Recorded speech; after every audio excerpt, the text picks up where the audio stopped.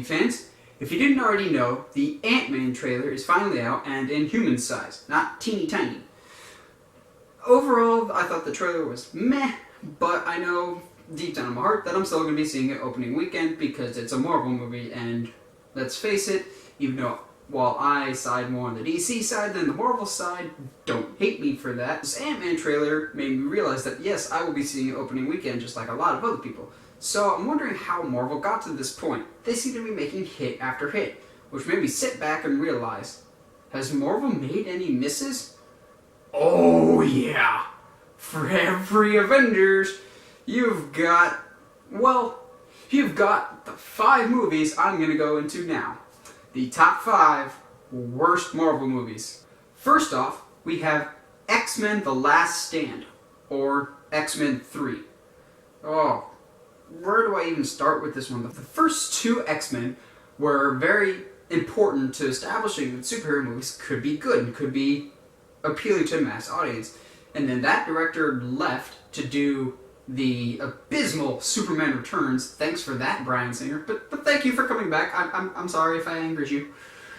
But we got arguably one of the biggest jerks in the Hollywood business with Brett Ratner coming back, and he kind of ruined the X-Men franchise. That's why Bryan Singer had to come back.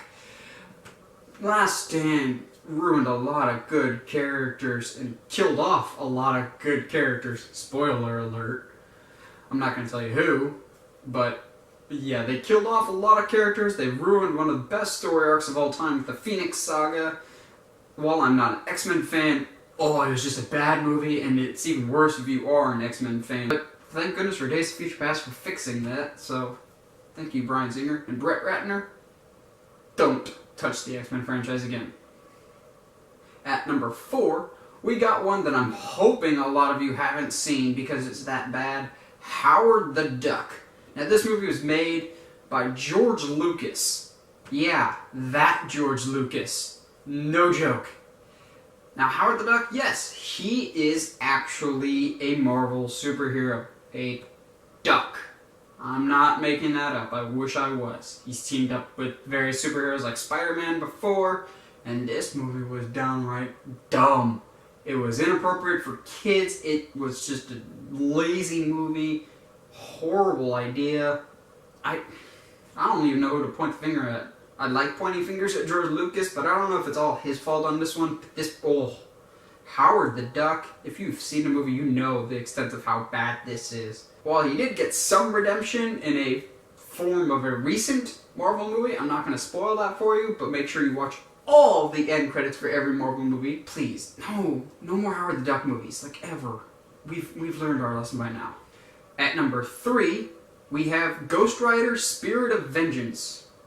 The first one was not that great either. Nothing about this movie makes sense. Not even the over-the-top Cageisms can save this movie. I think Nick Cage was only really cast in the Ghost Rider franchise. 1, because he's a big comic book nerd, and 2, every time he acts, he looks like his skull's on fire. Well, Nicolas Cage, if there's one good thing that came out of Ghost Rider Spirit of Vengeance, I'm pretty sure bees don't like fire. So I think you're good. And no, the internet is never going to let you live the Wicker Man down. Yeah, Ghost Rider Spirit of Vengeance. The first one's bad, this one's worse. Nothing about it makes sense. And you had to drag Idris Elba down, really? The dude's awesome in Thor. Thankfully, there's no plans to make a Ghost Rider 3. And that's not surprising after this bomb. At number 2 is also another Marvel movie you may not have heard about, but yeah, it's the definition of stink. And that is the 1990 Captain America movie. As you can see by the pictures, they really didn't have that big of a budget, and that is why it's not number 1, because it kind of does have an excuse of it was kind of thrown together with not having that much money. You have no excuse for bad writing, bad acting, and bad effects, and bad costumes, and not making Captain America cool. But this movie is so laughably bad. Okay, take your best friend, get a camera, make a Captain America movie, and it's better than this one. You have Captain America with his wings out of the side, which, in latex nonetheless? Now, I couldn't address all of them, all the bad Marvel movies ever made, but that doesn't stop me from having some honorable mentions, or in this case, as Watch Mojo would say, dishonorable mentions. So we have movies like the Punisher franchise, although the YouTube short Dirty Laundry is actually a very good Punisher interpretation, and I would highly recommend you see it if you're a Punisher fan. Daredevil. Ben Affleck, don't suck as Batman. I actually have faith in you, but please, for your own career. Elektra. No one should make a spin-off of a bad movie. Hollywood, take note of that. And X-Men Origins Wolverine. Yes, not even Hugh Jackman could save this movie. Plus, you guys ruined Deadpool. Oh, yeah. You were doing such a good job with him, and then you take the Merc with a mouth away. Thank goodness we're getting a Deadpool movie in 2016. You guys owe him after that one. What is number one? What is the worst Marvel movie of all time, in my opinion? It's no surprise in my book. Spider-Man 3. Oh, where do I start with this one? Oh, I'm gonna try not to make this one be a rant, but no promises. Way too many villains, terrible performances all around. I was never sold on Tobey Maguire fully, but this was the last nail in the coffin for both him and Kristen Dunst as Mary Jane. Oh, they were terrible. This movie was so laughably bad. It wasn't even laughably bad. At least with the other movies like Ghost Rider Spirit of Vengeance, you could at least have fun with how bad they were. This movie was just painful to watch. In all the years I've seen movies, there are only 2 movie scenes in which case I physically cannot watch them because they're so bad and they're so painful to watch. The first is in Star Wars Attack the Clones. The Hayden Christensen, I didn't just kill the men, but the women and the children. Hey, don't ever go in front of a camera ever again, Hayden Christensen. Just no. And the second is the infamous Spider-Man 3 dance scene. Why?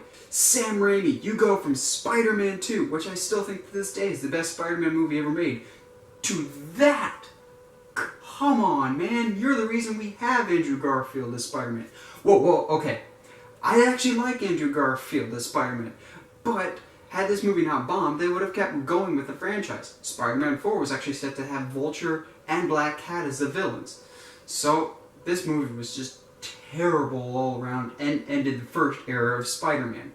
So what do you guys think? Am I way off on these movies? Did you actually enjoy them? Or do you think I'm right? Do you think I left some off the list? Let me know in the comments below. And as always, if you like what you see and you want to see more, go to facebook.com/movieguy17 and Twitter at nmovieguy17. And don't forget to subscribe. Stay sharp, movie guys and gals.